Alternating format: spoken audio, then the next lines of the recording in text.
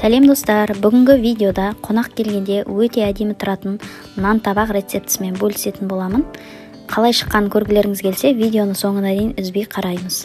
Ал бисмилля, алдымен мен қайнаған 1 стакан жобасында қайнаған суға 1 қасық қант, 1 қасық тұз салып ерітіп алдым. Одан кейін тоңазытқыштан 1 стакан сүт құйып, бұл уақытта сұйықтығым жылыйды. Үстіне дрожж салып, былғап, 1 стакан ғана ұн салып, әбден сұйықтықты араластырдым да бетіне пакет және майлық жауып жылы жерге 20 минутқа қойып алдым. 20 минут уақыттан кейін қамырым осылай көпіршіп, күшті болып ашиды. Одан кейін оған тағы да ұн салып, енді қамырымды илеймін.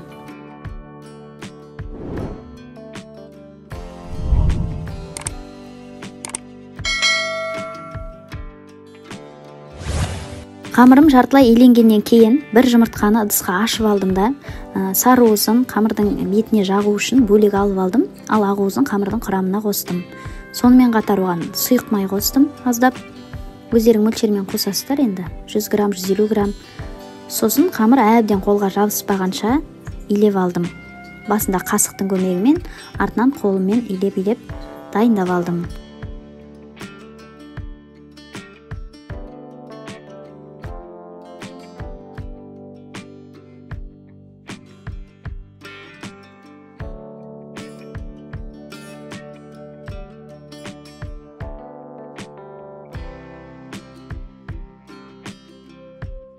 Әбден иленгеннен кейін әдеттегідей бетіне пакет және майлық жауып, жылы жерге ашығанша қойып қоямыз. Мінекей қамырымда ашыды, өте әдемі ашыды, прям ыдыстың сыртына дейін ағып. Осылайша қамырымды алып, оны столдың үстіне кішкене май жағып алдым да, қамырдың бәрін түсіріп алдым. Сосын пештің ішіне салуға болатындай кішігірім ыдыс аласыз, тостақан болсын, осындай қазан болсын. Менде енді кішкентай осындай қазан бар, оны алып сыртын фольгамен орап жатырмын. Негізі орамаса да майлап қамырымды қойсам жабыспайды, сонда да орап жатырмын. Енді оған орташа бір зуаламды арнап жазып алдым бірінші. Сосын сіздерде арнайы клетка жасайтын қамырдан аппаратыңыз болса, сол арқылы жасасаңыз болады. Ал мен мында пышақпен кесіп жатырмын. Барлық жерін кесіп болдым да, қазанның үстіне жайғастырдым. Қамырым кішкене созылды, артық жерін кесіп тастадым.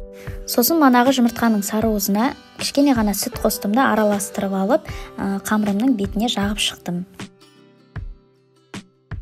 Одан кейін оны 180 градуста қызып тұрған пешке салып пісіріп алдым. Нан табағымыз пеште пісіп жатырған кезде столдың үстін сәл майлап жібердім да, үлкен зуаламды қолдың көмегімен жазып алдым. Сосын оған дөңгелек стакан болсын, менде енді мындай баламның бутылкасының сырты бар екен, соның көмегімен барлық жеріне дөңгелетіп кесіп алдым да, одан бауырсақ пісірдім.